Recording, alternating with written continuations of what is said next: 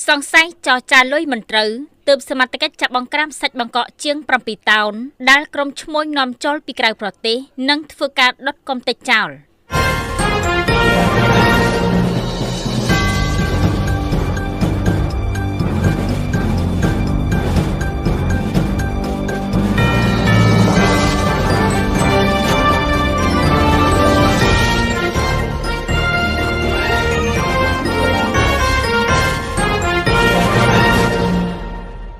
រថយន្តមួយគ្រឿងដឹកសាច់បង្កកចេញពីខេត្តព្រះសីហនុឆ្លងកាត់ខេត្តកំពង់ស្ពឺយកទៅរាជធានីភ្នំពេញជិត7តោនមកដល់ត្រង់ចំណុចស្នាក់ការគយខេត្តកំពង់ស្ពឺទើបបង្ក្រាបសង្ស័យចរចាលុយមិនត្រូវគ្នានៅលើផ្លូវលបឿនលឿនកាលពីរសៀលថ្ងៃទី13ខែកញ្ញាឆ្នាំ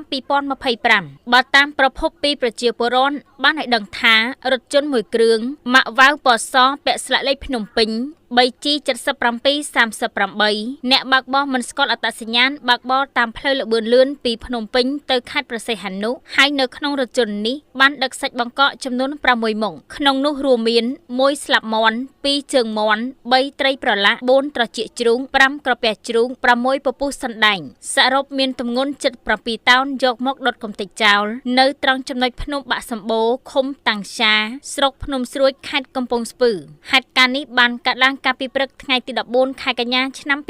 2025ដោយមានការចូលរួមពីមន្ត្រីតុលាការសាខាគយរដ្ឋកោព្រមទាំងអាជ្ញាធរនៅក្នុងមូលដ្ឋានប្រភពបានបង្ហើបទៀតថាសង្ស័យរឿងចរចាលុយមិនត្រូវគ្នាទើបសាខាគយនិងរដ្ឋកោខេត្តកំពង់ស្ពឺ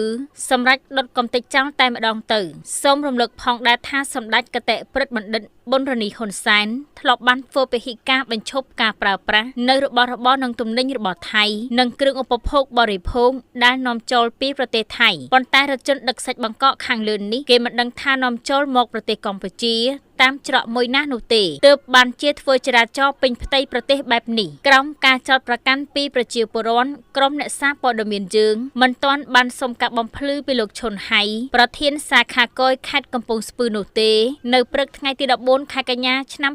2025នេះដោយពុំមានលេខទូរស័ព្ទអង្គភាពសារព័ត៌មានយើងនឹងរងចាំទទួលធ្វើការបកស្រាយពីអាជ្ញាធរមានសមត្ថកិច្ចឬមន្ត្រីជំនាញពាក់ព័ន្ធគ្រប់ពេលវេលាជុំវិញការចុះផ្សាយខាងលើនេះបើមានប្រតិកម្មណាមួយនោះនៅរៀងរាល់ម៉ោងធ្វើការស្ដីពីច្បាប់របបសារព័ត៌មាននៃព្រះរាជាណាចក្រកម្ពុជា